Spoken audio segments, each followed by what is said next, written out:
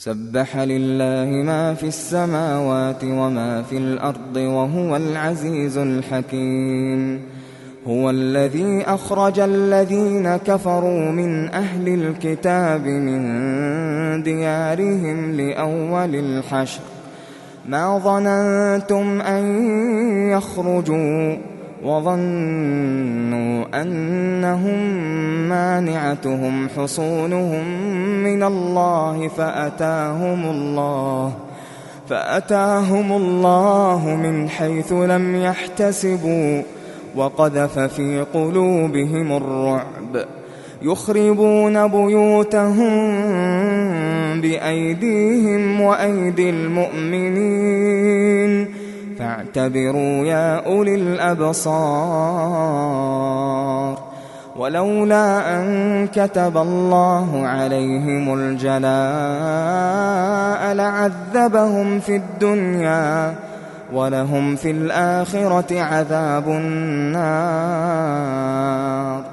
ذلك بأنهم شاقوا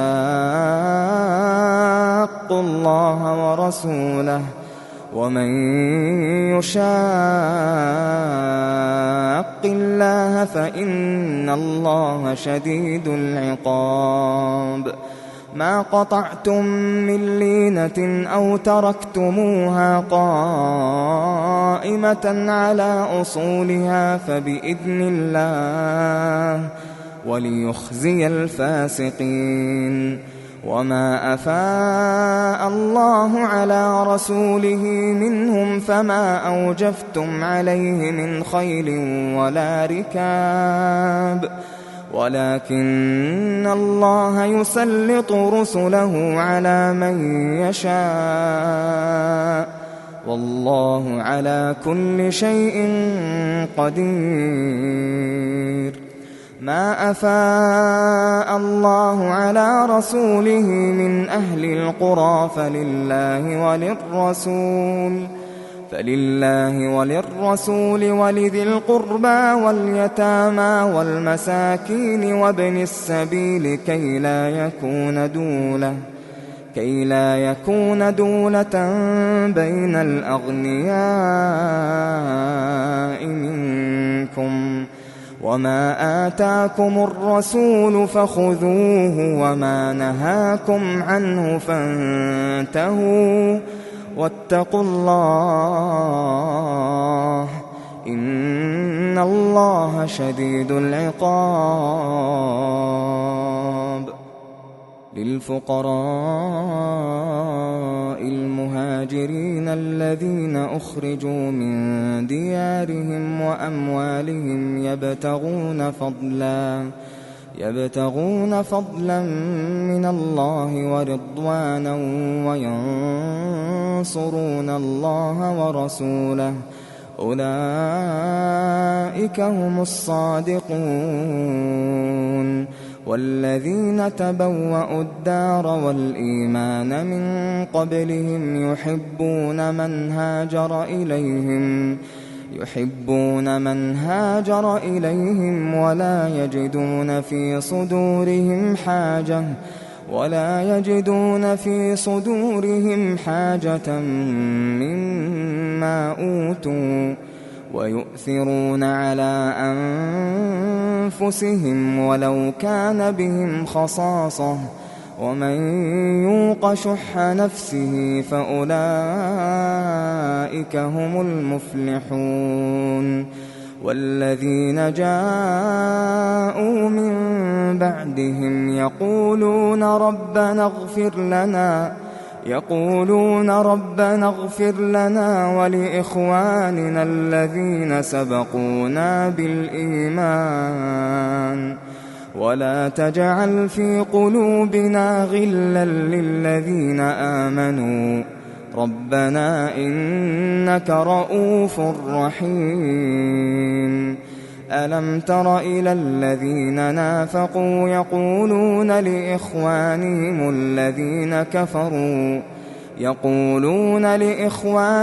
الذين كفروا من أهل الكتاب لئن أخرجتم لنخرجن معكم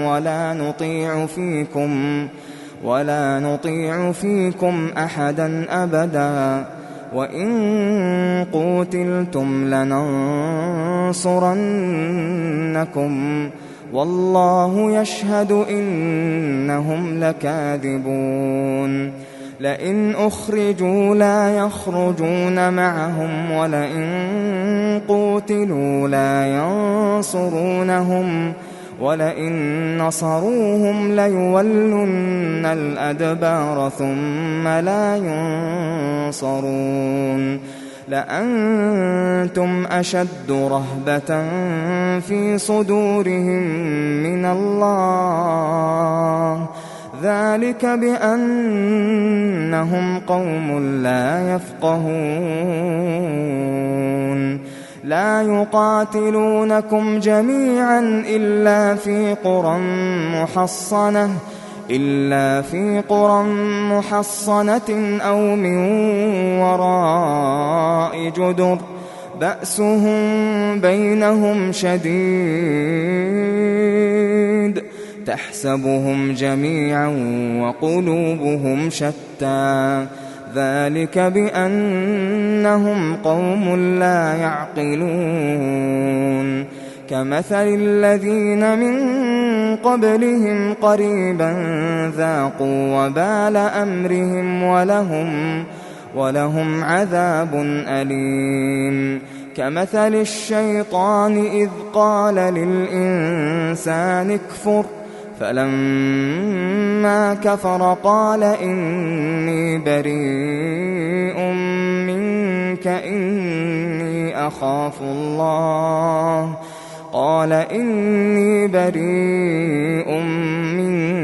إني أخاف الله رب العالمين فكان عاقبتهما أنهما في النار خالدين فيها وذلك جزاء الظالمين يا أيها الذين آمنوا اتقوا الله ولتنظر نفس ما قدمت لغد واتقوا الله إن الله خبير بما تعملون ولا تكونوا كالذين نسوا الله فأنساهم أنفسهم أولئك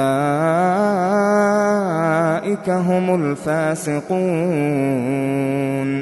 لا يستوي أصحاب النار أصحاب الجنة هم الفائزون لو أنزلنا هذا القرآن على جبل لرأيته خاشعا متصدعا من خشية الله وتلك الأمثال نضربها للناس لعلهم يتفكرون هو الله الذي لا إله إلا هو عالم الغيب والشهادة هو الرحمن الرحيم هو الله الذي لا إله إلا هو الملك القدوس السلام هو الله الذي لا إله إلا هو الملك القدوس السلام المؤمن المهيمن العزيز الجبار المتكبر سبحان الله عما يشركون هو الله الخالق البارئ المصور له الأسماء الحسنى يسبح له ما